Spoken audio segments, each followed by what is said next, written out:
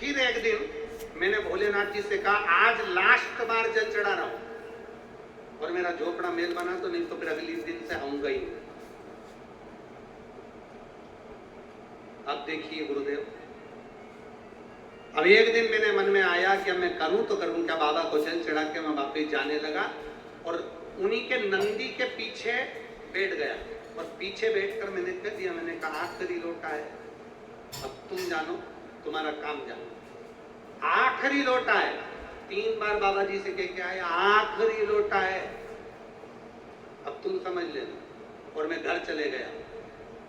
10 दिन तक मैं बाबा को जल चढ़ाने नहीं गया। 15 दिन बाद मेरे घर पर एक व्यक्ति आया और उसने कहा क्यों भैया तुम्हारा मकान बेच रहे हो क्या? अब बताओ, एक तो झोपड़ा और ऊपर से हमने तो कहा था बाबा से कि मंजिल बना देना, महल बना देना, और उनने कह दिया कि तुम बेच रहे हो क्या? तो हमने भी कह दिया हाँ बेच रहे हैं, खरीद लो। तो हमने कहा कितना पैसा दोगे? तो कहा गुरुदेव जो दुनिया के लोगों ने नहीं सोचा होगा वो झोपड़े का इतना धन दे दिया और उसकी बनी बनाई एक बिल्डिंग मुझे दे दी और वो झोपड़ा उसने ले लिया। मैं बाबा को नमन करता हूं। ये शिव है, ये ओम है, ये शंभु है। गुरुदेव आज भी लोग आश्चर्य में पड़े हैं कि झोपड़े के बदले 3 मंजिल बिल्डिंग कैसे मिली। अब ये कौन कर सकता? और तेरी कृपा बिना न हिले लेते हैं श्वास। अब देखो इसने दवेलदारी कितनी दिखाई, इस पत्र में इसने दवेलदारी कितनी दिखाई। आखिरी लोटा है, 3 बार लिखा उसने, मैं 3 बार बोला बाबा नंदी के पीछे बैठा, और नंदी के पीछे क्यों बैठा तो उसने वो भी लिख दिया। तुम कहते हो नंदी के कान में क्यों, इसने पीछे बैठ के बोला, इसने पीछे बैठ के।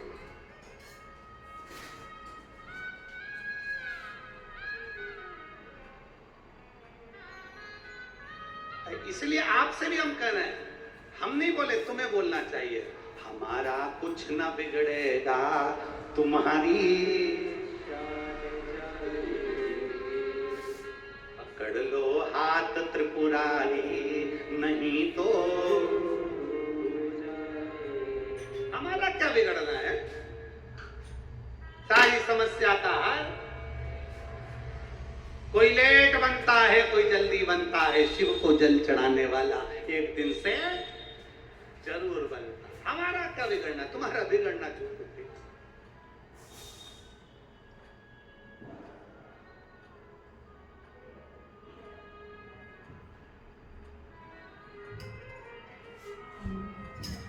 हमारा क्या बिगड़ा? हमारा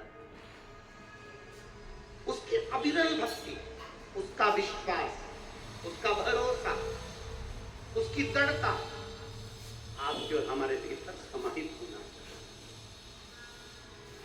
आप शिव के मंदिर जाना चालू कर दो, आप शंकर की चौखट जाना चालू कर दो, शंकर भगवान आपको ढूंढेंगे, शिव आपको ढूंढेंगे, शंकर अपने भक्त को ढूंढेंगे। आपको कहीं नहीं जाना है, आप तो बस केवल मंदिर की दरवाजे की चौखट शिव तत्व को, शंकर को जानना प्रारंभ करो कि हमें शिव के शिवालय जाना है।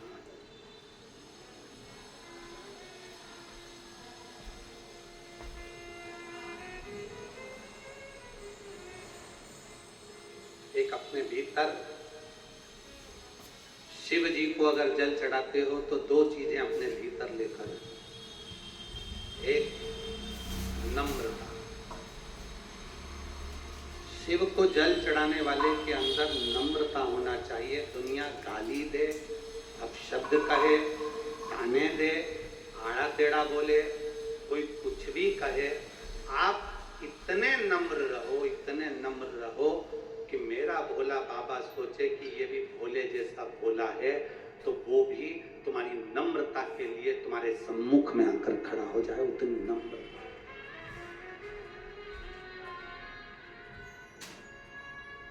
दांत में और जीवान में एक अंतर भारी है। दांत अकड़ते हैं, काट खाऊंगा, नखून बड़े काट लिया,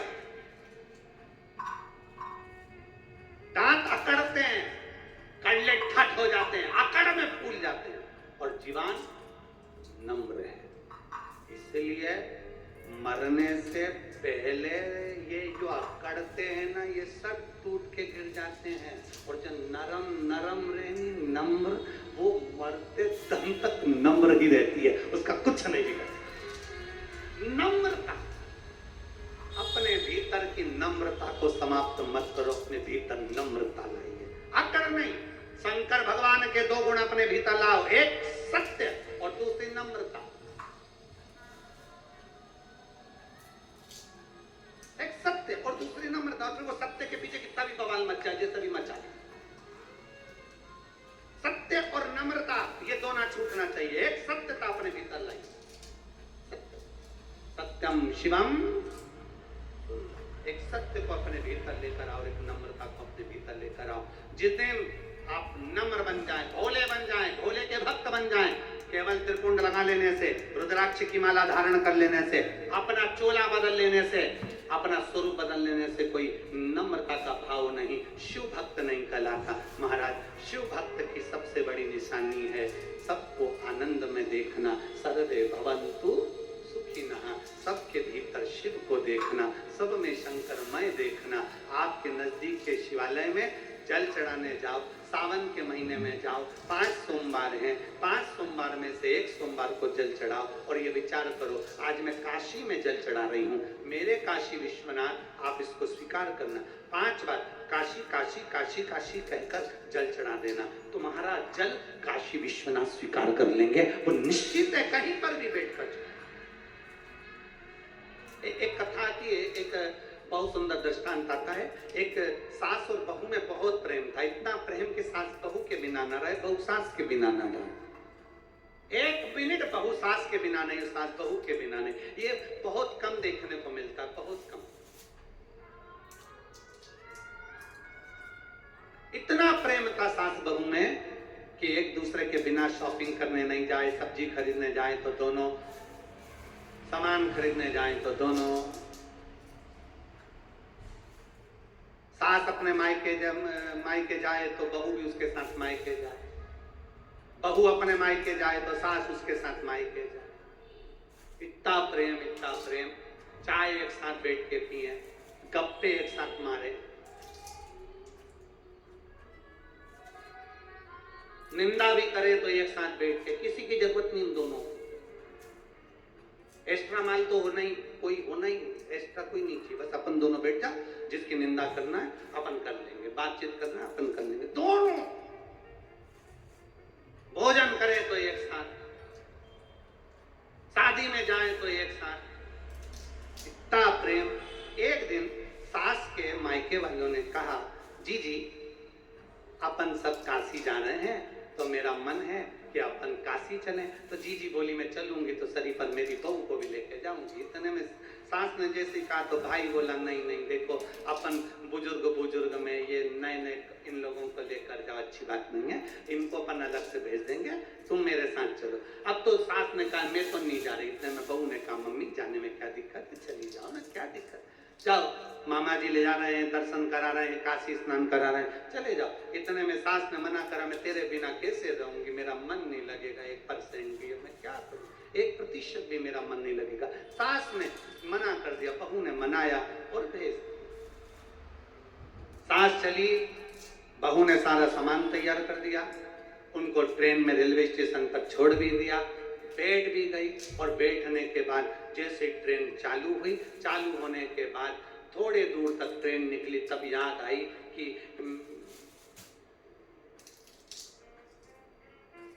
याद आया कि मेरी एक अंगूठी और चाबी अलमारी की लगी ले गए। सास की बेचैनी बढ़ गई। भाई ने पूछा, जीजी क्या हुआ? वो मैं अलमारी में ताला लगा के नहीं आ पाई, मेरी अंगूठी दे। मैं ताला लगा कर नहीं आ पाई, अंगूठी दे। सास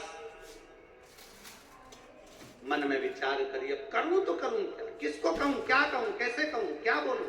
विचार। काशी पहुंच गई। बहू को माँ बोल कर गई थी मैं कल सुबह 10 बजे काशी का गंगा जी का स्नान करूंगी। बहू ने भी एक बड़ा वाला बर्तन लिया, तवेला, उसमें पानी भर लिया, एक ढक्कन गंगा जल डाल लिया और बहू ने भी सोच लिया मेरी सास अगर मां गंगा नहाएगी तो मैं आऊंगा।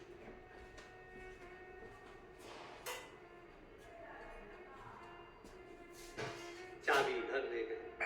सास जैसे गंगा जी में डुबकी लगाने के लिए अंदर गई और गले में एक चेन थी, वो पानी के भपके के कारण गले से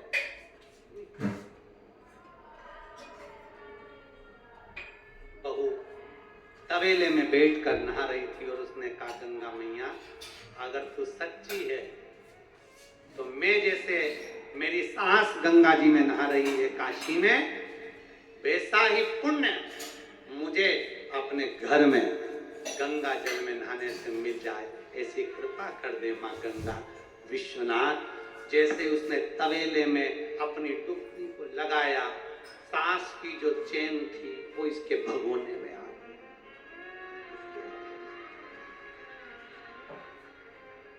अब सास इतनी दुखी, एक तो अंगूठी, चाबी और दूसरी चेन चली। चिंता में पड़कर सास का मन काशी में नहीं लगा।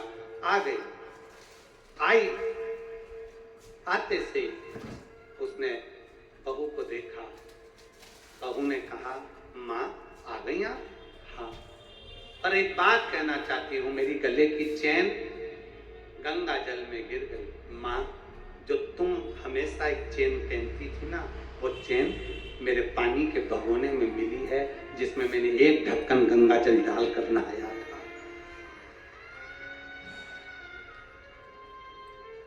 मामा जी बोले बेटा तुम्हारी सास गंगा नहाने काशी गई, उसका चित्त काशी में नहीं लग पाया उसकी चेन, अंगूठी और चाबी के कारण, पर तेरी भक्ति गंगा जी के प्रति और अपनी सास के प्रति इतनी रही कि वो सोने की चेन गिरी थी काशी में और मिली तेरे भगोने में। ये विश्वास होता है, ये भरोसा।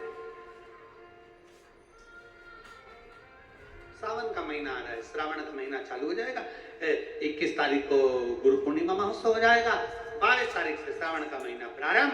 जब श्रावण का महीना प्रारंभ हो, शंकर के मंदिर में जल चढ़ाने जाओ, एक विश्वास लेकर जाना, एक भरोसा लेकर जाना, एक दृढ़ता लेकर जाना।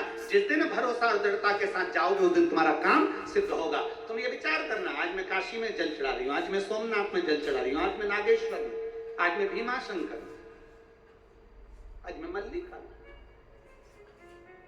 विश्वास। एक पत्र है देखिए,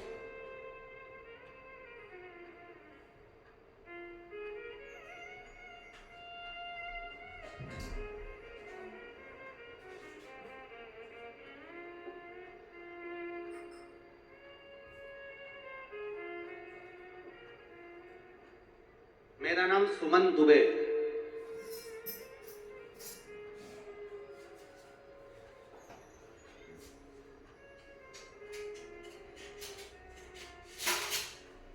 सुमन जी दुबे कहीं बैठी हैं? आपकी भोजन की पत्तल यहां है, हाथ हिलाओ सुमन जी। सुमन दुबे हाथ हिलाइए, आइए एक बेलपत्र लेकर आ जाइए।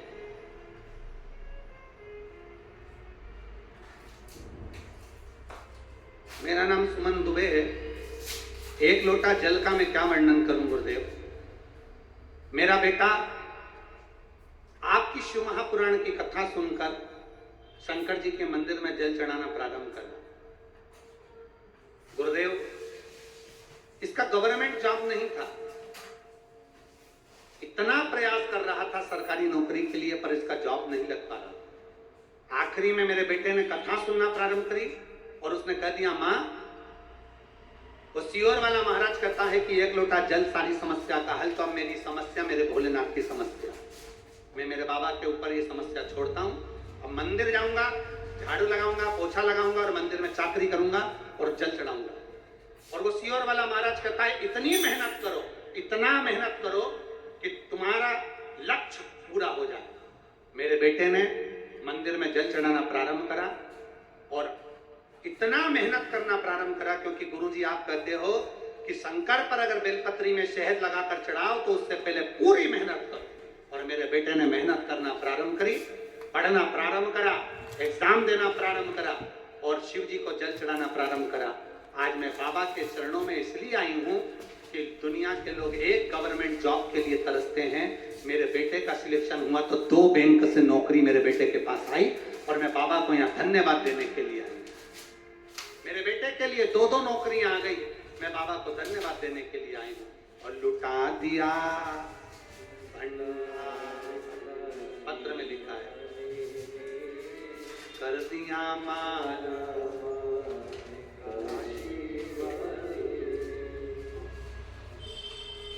कर दिया माला माल काशी वाले ने कर दिया।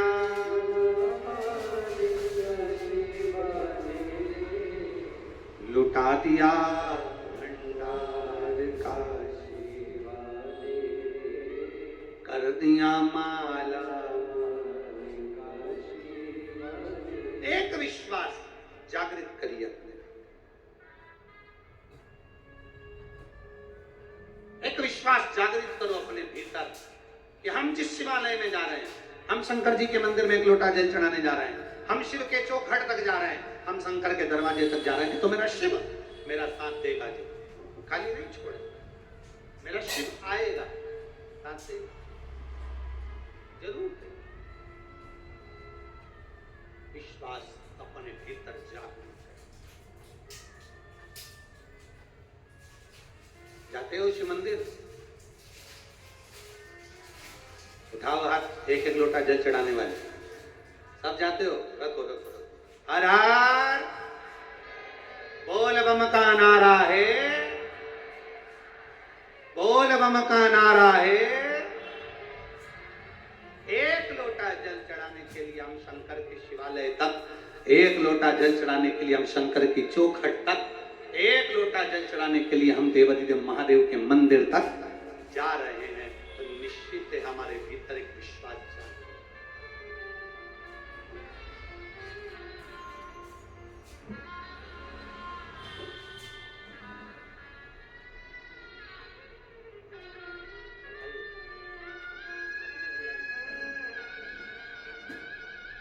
बड़ौदा गुजरात से आए हैं और बाबा की कृपा ऐसी है बेटे पर, एक एग्जाम, एक नौकरी मांगी थी और मेरे देवाधिदेव महादेव ने 2 बैंकों में नौकरियां दी। आपके साथ आई ना तीनों, उनको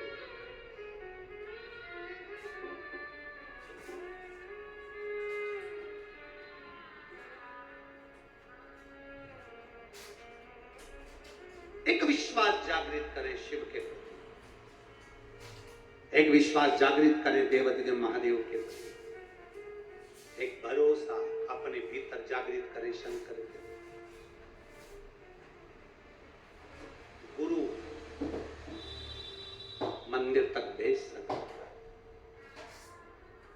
गुरु शिवालय तक भेज सकता, गुरु हाथ में माला पकड़ा सकता है, पर मेरा महादेव प्रयास ये करते हैं कि ये कैसे भी मुझसे दूर हो जाए। अगर दूर होगा तो मुझे इसकी झोली भरना नहीं, दूर हो जाए, थोड़ा मुझसे दूर ही बना ले। आप हारना नहीं, आप थकना नहीं। शंकर जी के मंदिर जाते जाते, देवालय जाते जाते, शिवालय जाते जाते, भगवान का भजन करते करते आपके मन में कभी ये विचार नहीं आना चाहिए कि मैं इतने दिन से जल चढ़ा रही हूँ, बाबा मेरी सुन नहीं रहा, मैं इतने दिन से शिवालय जा रही हूँ, बाबा मेरा सुन नहीं रहा, मैं शंकर जी को इतने दिन से रिझा रही हूँ, मेरा बाबा सुन नहीं रहा। ना ना ना, ये भाव तुम्हारे भीतर आना ही नहीं चाहिए। लगे रहो, उसके चरणों की प्रीति लगाते रहो, भक्ति अविरत भक्ति को जागृत करो।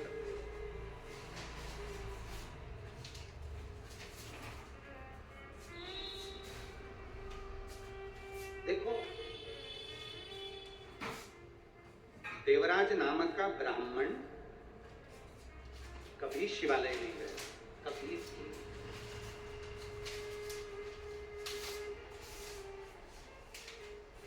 केवल उनकी माता, देवराज नाम के ब्राह्मण की जो मां थी, अंतिम अवस्था तक, प्राण छोड़ने तक वो भगवान से एक ही प्रार्थना करती थी कि बाबा मेरा शरीर ऐसा बना कर रखना कि मैं तेरे दरवाजे पर रखूं, मेरा शरीर ऐसा बना कर रखना कि मैं तेरी चौखट तक आते रहूं, बाबा मेरा शरीर ऐसा बना कर रखना कि चलते फिरते तेरा भजन करती रहूं। इसको पलंग पर मत पटक,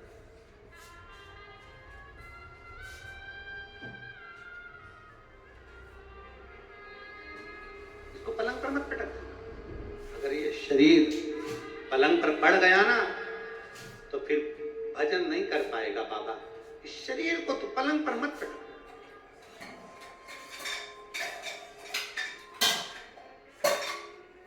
देवराज नाम के ब्राह्मण की मां, देवराज नाम के ब्राह्मण की माता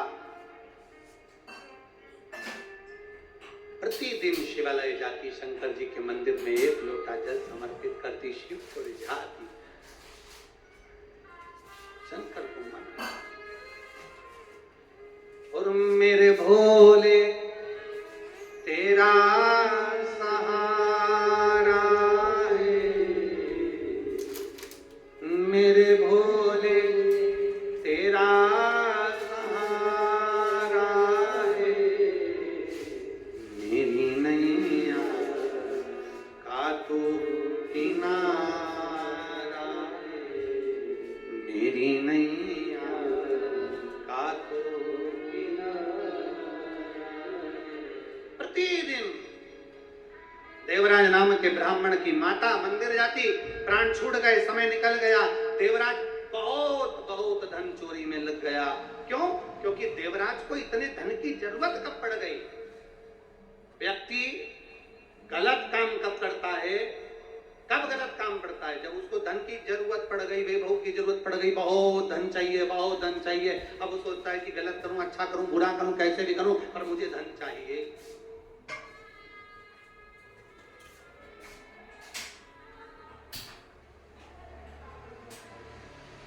एक जरा सा लोग, ब्रह्मा जी ने गाय माता से कहा, गौ माता से, ब्रह्मा जी ने गौ माता से कहा, हे गौ माता, ब्रह्मा जी गाय से करें, गौ माता से करें, गौ माता मैं तुम्हें एक रोटी प्रतिदिन घर घर से दिलवाऊंगा अगर तुम मेरे लिए एक झूठ बोल दो। और गाय झूठ बोल देती है, एक रोटी के चक्कर में, एक रोटी के लोभ में गौ माता ने झूठ बोल दिया।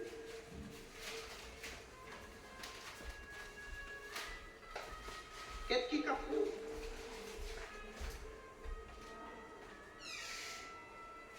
जरा से सुगंध के चक्कर में लोभित हो गया, जरा से सुगंध के चक्कर में केतकी का फूल लोभित हो गया। आज तक सारे फूल धतूरा कांटे होते हैं, आकड़े का पुष्प जहर भरा होता है, कनेर का पुष्प जहर भरा होता है।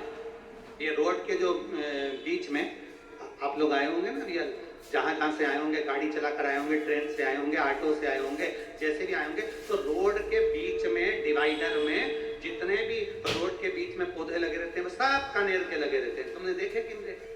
जम के तो बोलो जरा। सब दूर कनेर का फूल लगा देते हैं। कनेर का क्यों लगाते हैं? गाय नहीं खाती, पक्षी नहीं खाते, पशु नहीं खाते, कोई जीव नहीं खाता, कीड़े नहीं पड़ते, इल्ली नहीं पड़ती, सड़ता नहीं है, इसलिए कनेर के फूल को बीच में कनेर की डंडियों को लगा दिया जाता है कि कनेर का फूल है, इसको कोई तोड़ेगा नहीं, इसको कोई खाएगा नहीं, पशु खाएगा नहीं, पक्षी खाएगा नहीं, बकरी खाएगी नहीं, कोई जीव जानवर खाएगा नहीं, इसमें झिंगुर कीड़ा कोई लगने वाला नहीं। तो कनेर को बीच में डिवाइडर पर लगा देते हैं। थोड़ा बहुत पानी डालोगे पनप जाएगा, कनेर लगा दिया। अब जरा विचार करिए, जो फूल, जो पत्ती एक इल्ली नहीं खावे, वो फूल, वो पत्ती मेरे देवती देव महादेव इतनी प्रसन्नता से स्वीकार करते हैं, उसको अपना बना लेते हैं। फूल कनेर का जिसको कोई स्वीकार नहीं करता,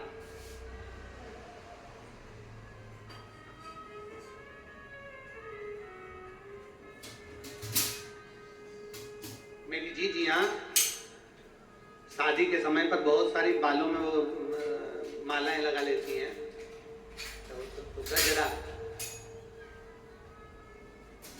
आज तक किसी जीजी ने फूल वाले से कहा मोगरे का नहीं दे, गेंदा का नहीं दे, कमल का नहीं दे, चमेली का नहीं दे, किसी ने कहा इसमें कनेर का दे दे।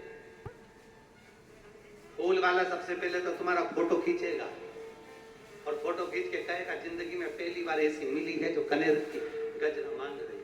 ना तो इसमें सुगंध है, ना इसमें कोई खूबी है, ना इसमें कोई आनंदता है, और इसमें केवल अगर केवल है तो जहर भरा हुआ है, और जहर भरा हुआ कनेर का फूल तुम मांग रहे हो। हंसेंगे लोग।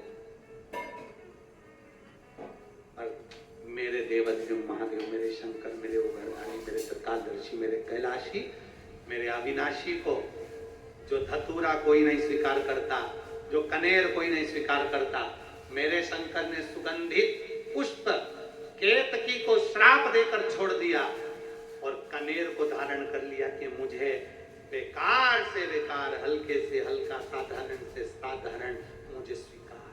साधारण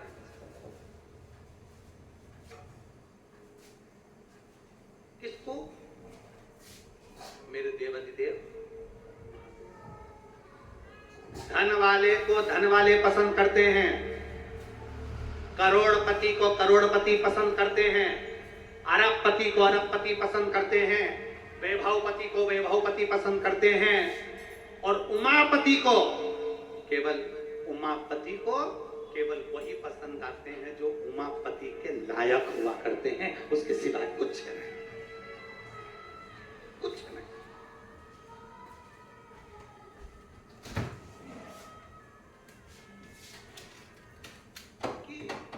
कहते हैं किसी किसी व्यक्ति की च्वाइस बड़ी अलग होती है, किसी किसी व्यक्ति की पसंद बड़ी अलग होती है। इसीलिए कहते हैं कि हमेशा समझदारी रखो।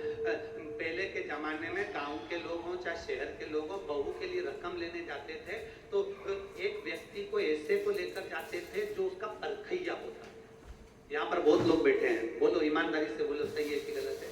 गांव के लोग अगर बहू के लिए रकम लेने जा रहे हैं तो जो परखदार होता था उसको साथ लेकर जाते थे। उसको बता, देखो जो अंगूठी ले रहा है कैसी लग रही है अंगूठी, फिर वो बात करता था कितने टन की है, कितना सोना है, कितना खार है।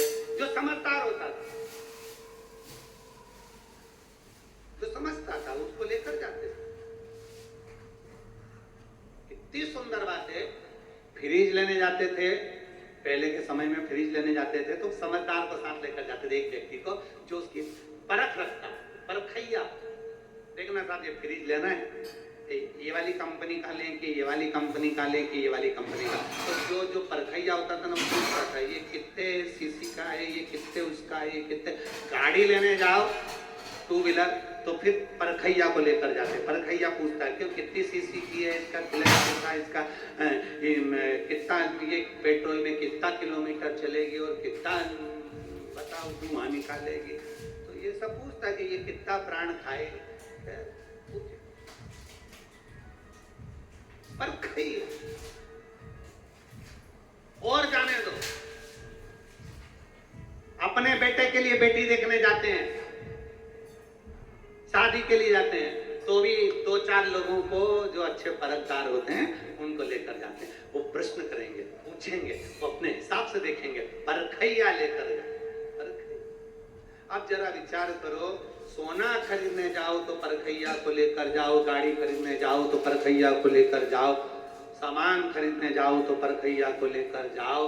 तो विचार करना, या शास्त्र कहता है पानी पियो छान और गुरु करो जान।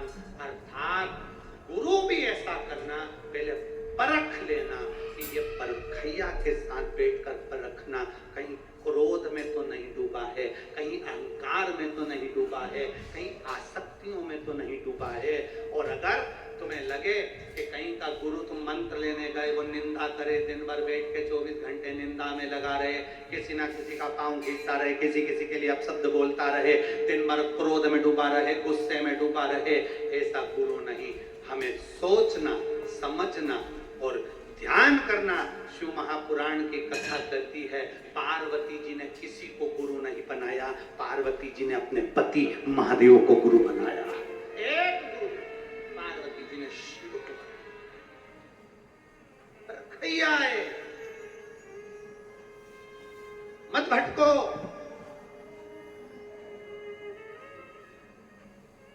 गुरु पूर्णिमा आती है, संसार के लोग गुरु को ढूंढना चालू कर देते हैं। कौन से गुरु जी से दीक्षा लेंगे, कौन से गुरु जी से मंत्र लेंगे, कौन से गुरु जी से दीक्षा लेंगे, कौन से गुरु जी से मंत्र लेंगे।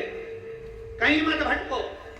शिव महापुराण की कथा कहती है तुम्हारे घर में अगर तुम्हारी माँ, तुम्हारे पिता, तुम्हारे पति, तुम्हारे घर में कोई ऐसा व्यक्ति है जिसको क्रोध नहीं आता, जो नम्र है, शांत है, हमेशा जन कल्याण की बात करता हो, तो हम तो कहेंगे उसको भी गुरु बना लोगे तो कोई पीछे वाली बात नहीं है, उसको भी।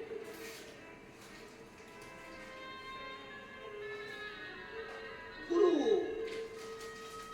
और आज का जमाना तो बड़ा फेमस हो गया, प्रसिद्ध है, खूब सारा। आप मोबाइल उठाइए और ढेर सारे गुरु जी उनको देख लीजिए, कौन सा गुरु अच्छा लग रहा है बस उसी से मंत्र लेना। ना ना ना, अरे गुरु फिरे बाजार में, हमसे दीक्षा लो, नरक पड़ो चाहे स्वर्ग जाओ, पर माल हम ही को दो। आज के गुरु जी ऐसे हैं, केवल माल के चक्कर में दीक्षा देते हैं ना। शिव महापुराण की कथा कहती है गुरु को परखिए, गुरु को जानिए, और अगर गुरु परख लिया, जान लिया, कोई निंदक नहीं, कोई क्रोधी नहीं, कोई अहंकारी नहीं, कोई अपशब्द बोलने वाला नहीं, कोई ताने देने वाला नहीं, गुरु वो होना चाहिए। भले वो हमारे घर की माँ हो, हमारे घर का पिता हो, आपका पति हो, आपकी पत्नी हो, या आपका बेटा हो। यहाँ तक शास्त्र कहता है, कदर्म ऋषि का सम्मान, माता देवहूति का चरित्र कहता है कि माँ ने अपने बेटे कपिल मुनि को गुरु बना दिया था। अगर आपका गुरु, आपका बेटा भी अगर सत्मार्ग बता रहा है तो वो किसी गुरु से कम नहीं है, वो भी दीक्षा देने का। माँ अपने बेटे को गुरु बना लेती है, कपिल मुनि को गुरु बना लेती है, अगर वो ज्ञान देने का हकदार है, सतमार्ग बताने का हकदार है। आपका पति आपको सतमार्ग बताने का हकदार है तो वो भी गुरु है। आपका पिता, आपकी माँ, वो भी गुरु के पद पर है, अगर वो ज्ञान देती है, सतमार्ग बताती है तो वो गुरु है। किसी आड़े टेढ़े के चक्कर में मत पड़ जाना। गुरु मंत्र लेने से पहले मोबाइल पे सर्च करना, इसने किसी की निंदा तो नहीं करी संसार में बैठकर, फिर जानना अगर ऐसे निंदक को गुरु बना लिया तो हमारी भी जिंदगी 71 पीढ़ी तक नरक में चली जाएगी। फिर देखना, कोई क्रोध करने वाले को तो गुरु नहीं बना रहे हो, जिसको क्रोध आ जाए मालूम पड़े उसको देखकर, उससे मंत्र लेकर हमारी जिंदगी में नरक चली जाएगी। कोई अपशब्द बोलने वाले को तो गुरु नहीं बना रहे हो, मालूम पड़े हमारी जिंदगी में नरक चली जाएगी। ऐसा गुरु ना बनाइए। गुरु पूर्णिमा के अवसर पर अपने घर में देखिए कोई सतमार्ग बताने वाला मिल जाए, अपने भीतर देखिए कोई सतमार्ग बताने वाला मिल जाए, अपने भीतर जानिए जो ईश्वर से जोड़ने वाला मिल जाए, इंसान से नहीं ईश्वर से जोड़ने वाला कोई मिल जाए, ऐसा गुरु आपकी जिंदगी में आ जाए तो समझ लो आपका जीवन सार्थक हो गया, आपका जीवन सार्थक। पार्वती जी से पूछा महादेव ने, तेरा गुरु कौन है? तेरा गुरु? पार्वती जी से महादेव जी पूछ रहे हैं तेरा गुरु कौन है? पार्वती जी कहती है जब मैं बाल्यावस्था में गोदी में मेरी माँ के सोई थी, तब मेरे एक गुरु देव ऋषि नारद जी आए थे। उन्होंने केवल इतना कहा था कि अगर पार्वती शंकर की आराधना करे तो शिव इसको मिलता जरूर है। कोई एक गुरु आपकी जिंदगी में आकर बोलता है कि शंकर की आराधना करो, शिव की उपासना करो, शंकर पर एक लोटा जल चढ़ाओ, शिव मिलता जरूर है। मैंने शंकर की आराधना चालू करी और मुझे शिव मिल गया, शिव मिला। इसलिए एक देव ऋषि नारद मेरे गुरु बन गए और दूसरे नंबर पर मेरे पति महादेव, देवादित्य महादेव को मैंने अपना गुरु बना लिया, क्योंकि वो अर्धंग है, वो आशुतोष है, वो त्रिकालदर्शी है, वो कैलाशी है, वो मौन शांत, कर्पूर गौरम करुणावतारम संसार सारम।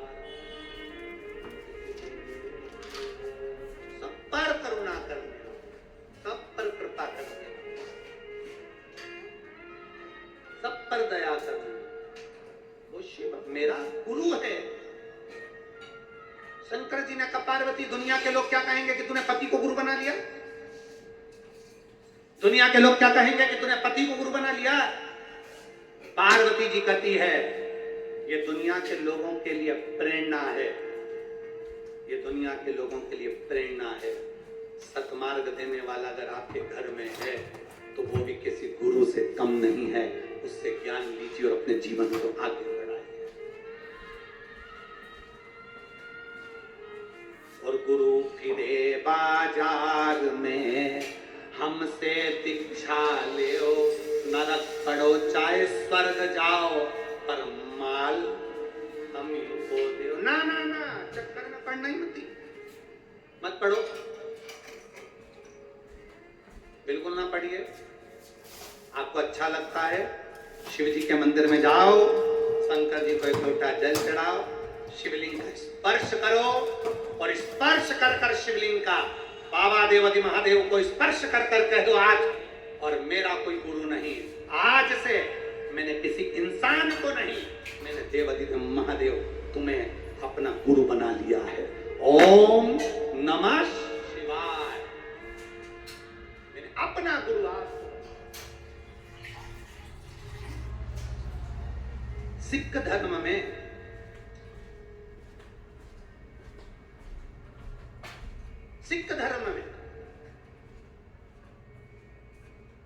गुरु ग्रंथ साहिब को गुरु माना जाता है।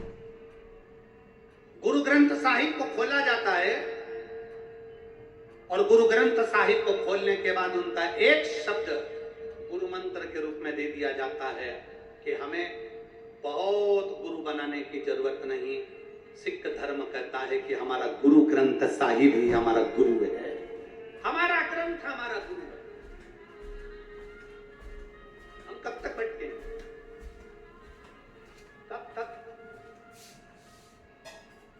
शिवालय में जाइए, शंकर की चौखट पर, शंकर के मंदिर में स्पर्श करो शिवलिंग का और हृदय से कह दो श्री शिवाय नमस्तुभ्यम। स्पर्श किया, उसको अपना बना लिया। स्पर्श किया, पंचाक्षर मंत्र नमः शिवाय बोल, स्पर्श किया षडाक्षर मंत्र ओम नमः शिवाय बोल। हम तेरे और तू, हम कहां भटकेंगे, किस किस के पास जाएंगे, किस किस से कहेंगे, किसको जाकर कहेंगे? उस शिव का स्मरण हमारे जीवन की सार्थकता को सिद्ध कर देता है।